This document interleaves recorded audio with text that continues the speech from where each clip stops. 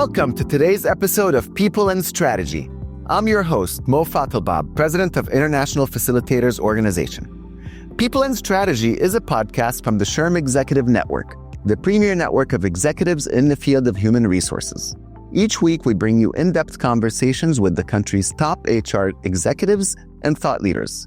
For today's conversation, I'm excited to be joined by Marjorie Morrison, Executive in Residence, Mental Health at SHRM. Welcome, Marjorie.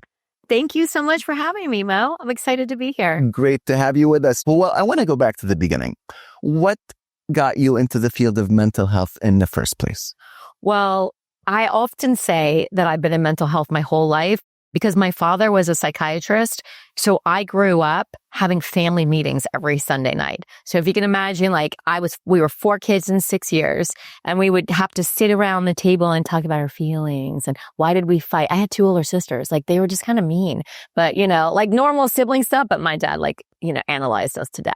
So, and then it wasn't a surprise when I went off to college. When all my friends joined sororities, I joined the crisis hotline.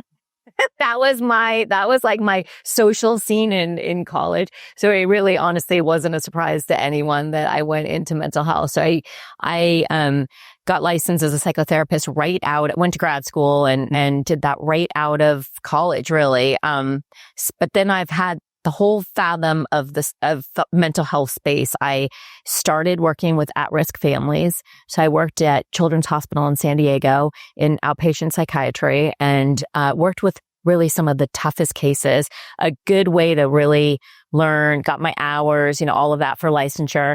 Spent about 5 years doing that and also in schools. And then I went the way other extreme and I went to private practice and I worked with cash pay, higher end in San Diego, private pay, things like that. Totally different. And then I got an opportunity to go work with the military. And I didn't know anything about the military at all, but I was working on the Marine Corps Recruit Depot, which is where the drill instructors are. And nobody was coming in. It was the height of the wars in Iraq and Afghanistan, 2008, 2009. And being kind of an idiot, honestly, I was like, I think we need to figure out how to bring the counseling services to them because they're not coming in. And I had incredible leadership there. So we got to develop and implement a proactive mandatory counseling program, scaled it to Camp Pendleton, to infantry, and really was able to scale it Marine Corps wide. And there's versions of it that are used with other branches as well. And the whole idea is around prevention. And why do we wait until we're in crisis to go get help? The earlier, the better. So that really started me thinking a lot more and getting more focused and interested on the earlier side. I then founded a nonprofit called Psych Armor, got the opportunity to work with SHRM then, where we developed a veteran hiring certification.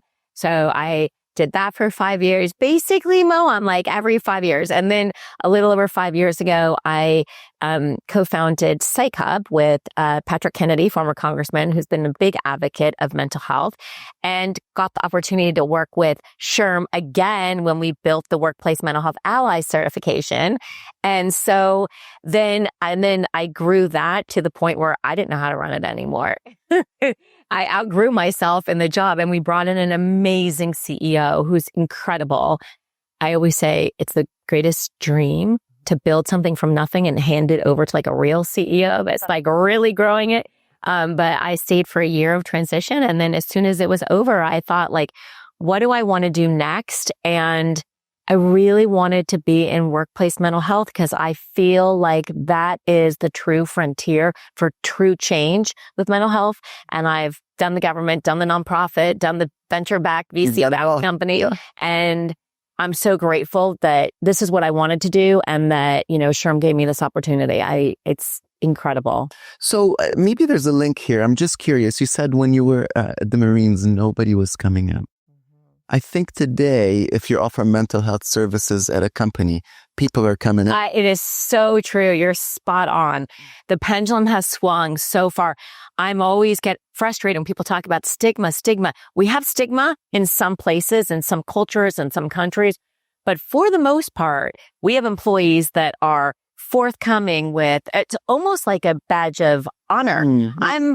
I'm bipolar. I have ADHD. I'm neurodivergent. I'm this, I'm that. And it's you're absolutely right. It's a whole new world for employers to navigate, and utilization is very high. In fact, SHRM has some research about it's a big consideration when people are shopping for, looking at employers is what are their mental health benefits? Right.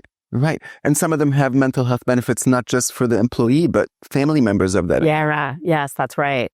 And that is important too. But you are right. Like utilization of benefits is very high right now, which is a good thing. Yeah, which is a great thing. So you mentioned another word that piqued my interest, prevention.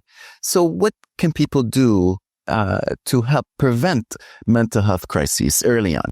Yeah, it's a great question. Often I think about it like, we think about physical health so we don't get physically ill, right? And we kind of know what that means. You have to eat healthy, sleep, all those things to stay healthy so you don't get sick, right? We really have to think about mental health the same way. Like, how do we stay mentally healthy so we don't get mentally ill?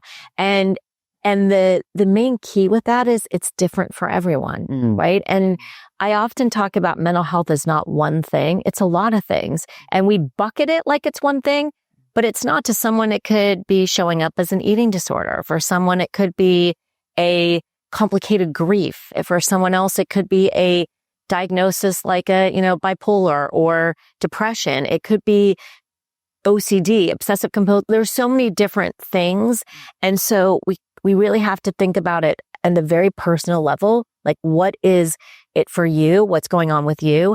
And I think we have to think about our mental health every day. It has to not be I'm going and doing something for my mental health because something's wrong with me, but like same way with prevention. And if it is meditating, which could go both ways, it could be that you are, very cognitive with your thinking about, I always say, like, knowing how you feel, that feeling when you feel anxious or nervous or angry, you tend to have a physical thing tied to it that's different for everybody. Sometimes it's like, you feel it in your heart. Sometimes you feel it in your stomach. Sometimes you get a headache, a stress headache.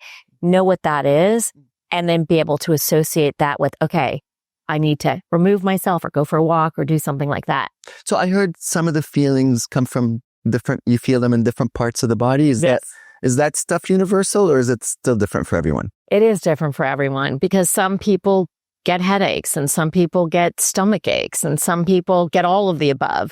So it's you, it's like when you go and you exercise and everyone's kind of different with how many weights they lift. And, do they like I'm really into boxing right now, and I was at a dinner a couple of nights ago and we were someone was really into yoga. Someone was really into bar class, and I'm like, how cool is that? Like, you get to do whatever kind of resonates with you. So I think it is personal, but yet everybody has it.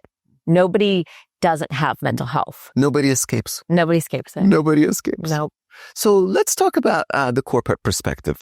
So what should companies be thinking about in this coming year as it relates to mental health? You know what, Mo? I'm going to be honest with you. I am learning so much from the corporate space, from SHRM. SHRM is this incredible organization with this lens that I don't think anybody else truly has, because they have the lens. I'm going to start saying we have the lens into small, medium, and large companies. And I truly believe that what I always thought, and I believe that was what was companies were caring about. It's not what is top of mind now. And I'm getting the opportunity to meet with a lot of companies, listen to them and understand what their issues are. And it's changed a lot. So I'll tell you where it was. Mental health 101, mental health first aid, psychological first aid, understanding what is depression, what is anxiety, what do you do when someone's in crisis, how do you help them? That is not where we're at now. Now we're hearing employers saying, we don't want our employers to be burdened with feeling like they have to fix someone or feeling like they have to help someone. And that goes both with managers and peers, right? With direct reports and peers. So what we're hearing now is we want employees to be compassionate. We want them to have empathy. They need to have strong communication skills, knowing how to make someone feel heard and listened to, and then knowing when to stop the conversation because it's going too far, and to get them to the benefits and to get them to the accommodation or leave teams or where they need to go. And that's twofold. Well, threefold, really. One is legally. That's like where it should be. Two is it starts to get inappropriate and blur boundaries when you're getting, too involved with someone's mental health situation. Because sometimes, and I'm sure you've felt this way before, you can feel like you have to fix it. And that's not okay, right? And what happens, the third piece of that is that it really bleeds into burnout. And you get burned out when you don't have healthy boundaries. So I think what I'm really hearing a lot from companies now is teaching around setting healthy boundaries, having these hard conversations, and then creating, I'd say, the third thing, psychologically safe environments that are consistent, right? And that really is a place that allows someone to feel safe, to your point, to share their experiences and what they're having. But that doesn't mean that that person has to fix it. And I think before we were like, what can you do to be a mini therapist? What can we teach you? And now it's like, no, just be thoughtful, be empathic, be communicative, and refer them out. So I want to parse this line a little bit further. How do you balance having a boundary and listening and being empathetic?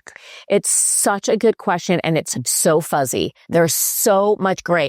And I always, because sometimes I'm asked these questions, and I'm I literally am saying to employers now, the reason why you don't know that answer is because there isn't a black and white answer. It is a very, very fuzzy line, and it's unique to every situation. But the truth is, there are ways to do it. And it really does stem around empathy. Because empathy is different than sympathy, right? Empathy is, I hear you. I understand that must be really hard. And at the same time, it's not, sometimes I use it like this. If you, going back to that physical feeling, if you feel, have you had this before where someone starts to tell you their problems and all of a sudden you start to feel like you have to fix it? And you're like, oh my God. And sometimes it can be a family member or a good friend. That's when you now know. And that person actually doesn't really want you to fix it. They really just want you to listen. Yeah. That's really all they want. So sometimes it's just training people on how to be an effective listener, how to have good active listening, good communication skills, and then putting it back on them on, let's talk about some ways that you can help, yourself fix that. And so there's two implications to that, I think. One is, when I say, here's your answer, and I fix it, how does that come across to you? Because it's too easy to say, here's what I think you should do. You're right. And people do that all the time. I always say to people, when you think about who you want to spend the most time with, it's usually your friends or your family that just listen. They're not judgmental and they just listen. The ones that are shoving advice down your throat, nobody wants that, nobody feels like, oh yeah, sometimes you ask for advice, but it's for a specific thing. But yeah, you are right. People just want to know that they're heard, that they're valued, and that their feelings matter. Yeah. So on the other side of that, when I give advice, maybe it feeds my own ego. I feel like I've got the answer. I feel smarter.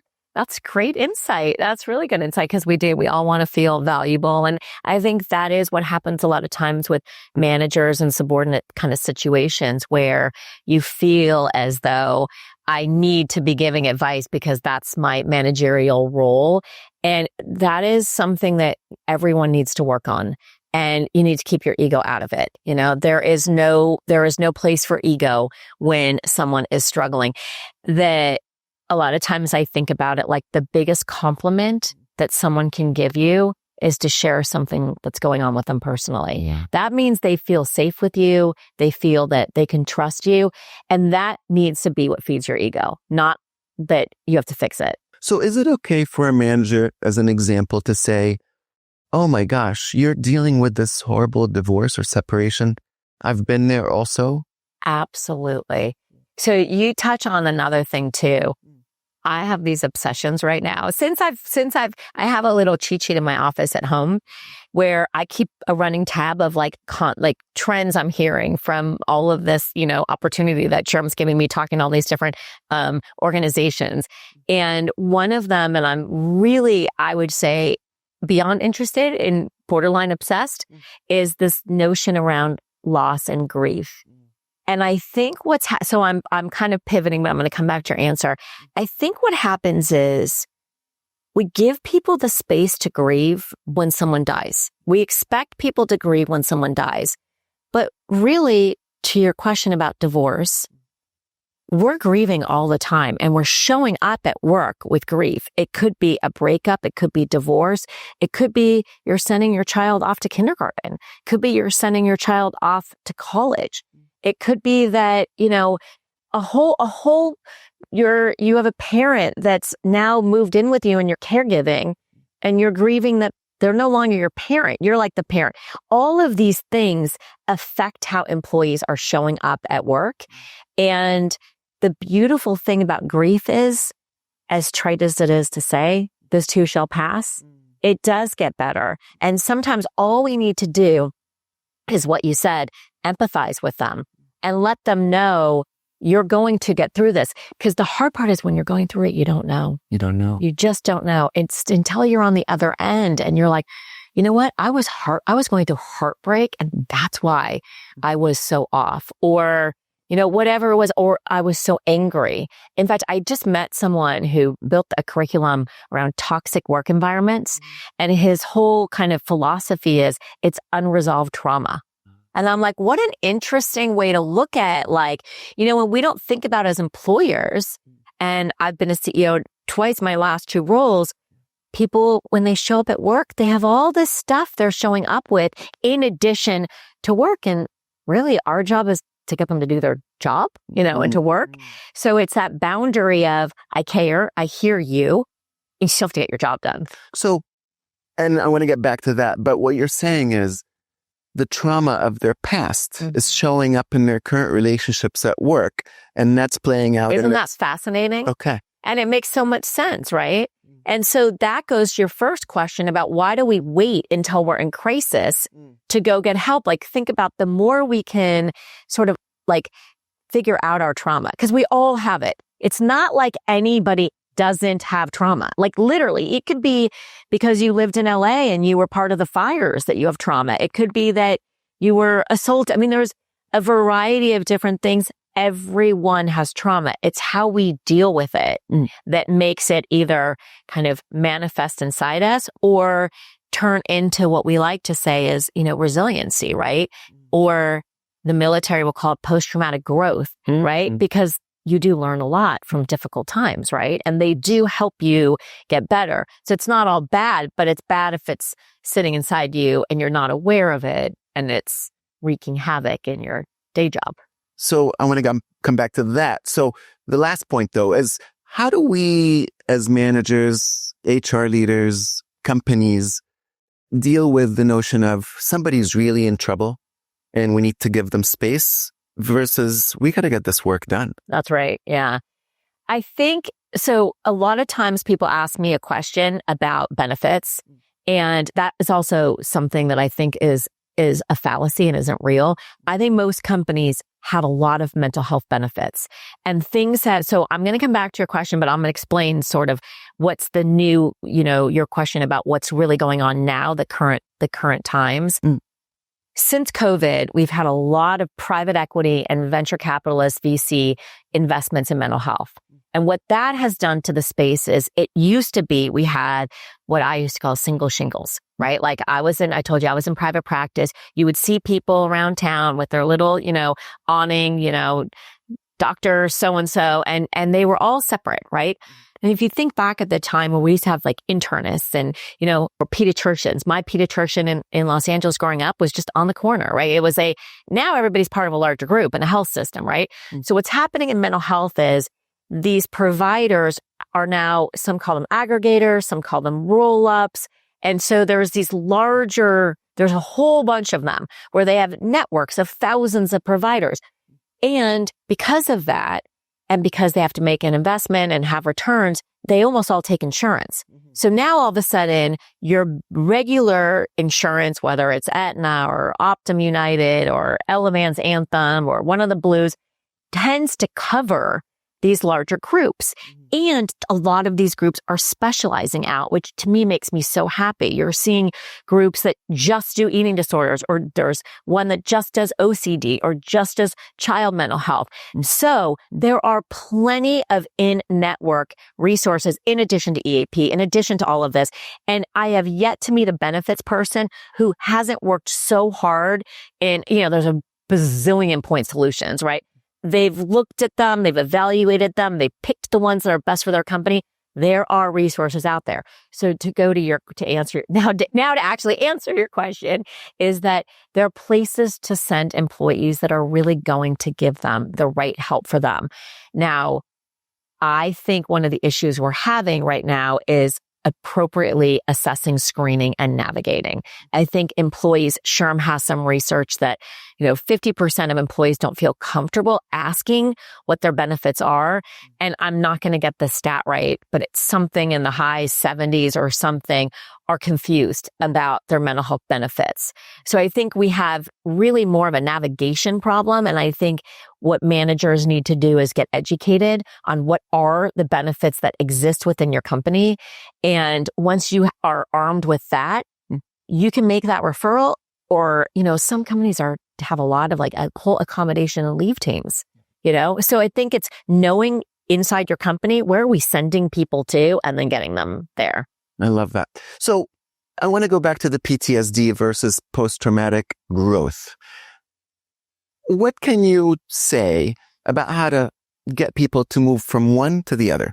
Because I think it's very clear that if somebody goes through a traumatic experience, they will have PTSD. That's right. But I would venture to guess some people are able to turn it into growth. Yeah. And some people are not. Yeah.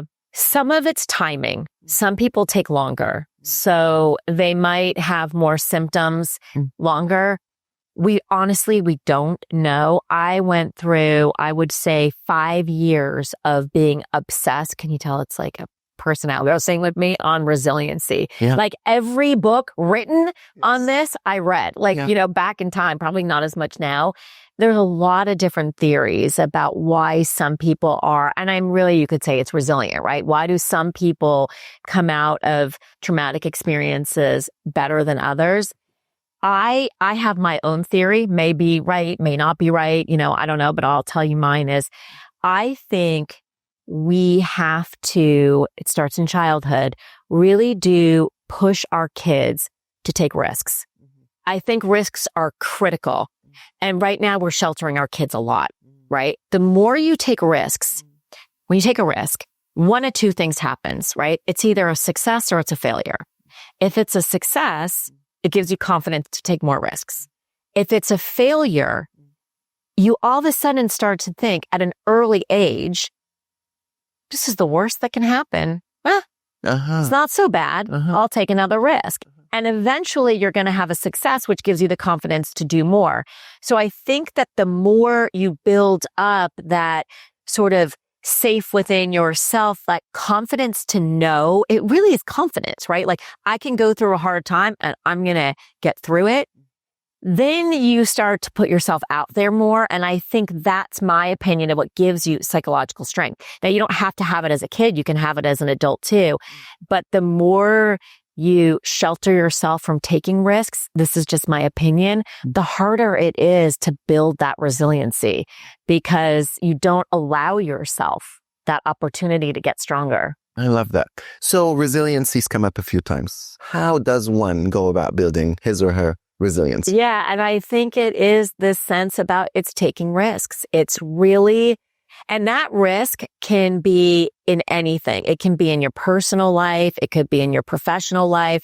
It can be, asking to take on more responsibilities for work. It could be asking someone out on a date that, it really, I'll tell you what I do with my kids is, we're Jewish. So we would do this Shabbat thing on Friday nights. It's a very common practice where you say something good that happened in the week, something bad that happened, and a good deed that you did, right? That's a pretty common thing. I always added, what's a risk that you took?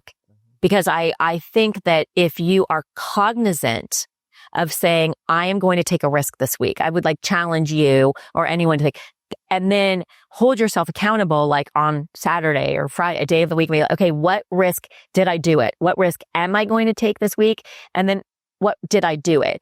And I think all of that builds resiliency. And just try it. Again, this is just my own, perspective on it. But I think it's brilliant. So what should HR leaders be thinking about in terms of the most modern, up-to-date, new offerings that are available today in order to make their workforce healthier mentally? Yeah, I think it's a combination of things. I think that it's understanding, we've gone through, you asked this question about like people are showing up with mental health, right? I think the pendulum has swung way over here and we need to bring it back. We need to stop pathologizing everything. We give everything a diagnosis. We're very liberal on medications right now. And I'm not saying that people don't need it, but I think we need to go back to understanding that everybody is processing, if you're not going through something traumatic now, you will. And honestly, and so realizing that when people are showing up, and I'll give you some examples, it's either at the macro level or the micro level that there's trauma. And I think understanding how and coming up with strategies internally, how you are going to manage that trauma when it happens and then respond to it, preventively, and then it happens. So on the micro level, it could be a healthcare diagnosis, right? So if you think about someone comes to you and is newly diagnosed with a medical condition, you got to be thinking about mental health early and saying to them, why don't you go start to see a therapist right now? Because you can imagine how anxious they might be. So I think thinking that happens on a micro level, the stuff we talked about grief, right? Like it's very healthy to grieve. Yeah. And we have these, Elizabeth Kubler-Ross back in the day had the stages of grief. Now they say they don't happen as systematically as we thought they once did, but we do know there are stages, and everybody's lost someone and gone through grief, and it does get better. Someone once said to me, it's like throwing a rock in the water and you have these rings, and eventually it never really goes away, but it just gets over time. And it builds resiliency too, right? So I think that on a macro level, I think extreme weather is another thing that employers need to think about mental health. I would like to see employers thinking about that are bleeding into mental health, not just at the individual level. What do I do with my employee that's having panic attacks or this or that, but really thinking about how does my organization think about traumatic events, which is, like I said, micro, macro. It could even be AI, right? Feeling the fear of job displacement from AI. Things like it could be political, right? Administration changes, things like that. How is my company allowing people the space to be where they need to be and at the same time do work? And I think I go back to this creating psychologically safe environments, going back to kind of some of the stuff I was saying earlier, which is creating spaces to learn how to be empathic, know how to make those referrals, having psychological safe environments, and then creating healthy boundaries for yourself. And I think that's the key. And knowing if I set a boundary that I'm going to stop working at 6, that might affect my team, because that might mean that someone else can't get anything done if it's 7 p.m. and they need it. So sometimes it's, you can't always set the boundary selfishly, but it's like coming up with policies. I think that is going to make a huge difference for what we have to come as like a new way of thinking about mental health. Wow. Lots of great tips and great advice and wisdom. Marjorie, last question. What is one piece of advice that has shaped your work or life the most? Wow. That's a great question. I think that the older I get, the more I'm leaning into my superpowers and the more I'm aware of what I'm not good at. I'm actually really not good at a lot of things. And I think I spent a lot of years trying to be better at things. Like I'm not an ops person, I'm much more of a like I like to solve problems and things like that. So I think what I found and why I love this role at SHRM is I get to focus on the things I think I'm good at and not do the things that I'm not good at. And I think that's like, I wish younger me wasn't trying so hard just to be good at things that are hard. And sometimes I think if you can do your job and love it, that probably means you're good at it, you know? And those are the things that now I'm like trying to like, you know, have that feeling like, God, I really don't like doing this. I'm probably not very good at it. So not a good, you know, I shouldn't be spending too much time doing that. So I guess that would be what I'm doing now. Love it. Love it. Thank you, Marjorie. Thank you. And that's where we'll end it for this episode of People and Strategy. A huge thanks to Marjorie Morrison for this valuable conversation. You can follow the People and Strategy podcast wherever you get your podcasts. Also, podcast reviews have a real impact on podcast visibility. So if you enjoyed today's episode, leave a review to help others find the show. Finally, you could find all our episodes on our website at shrm.org/podcasts. Thank you for listening and have a great day.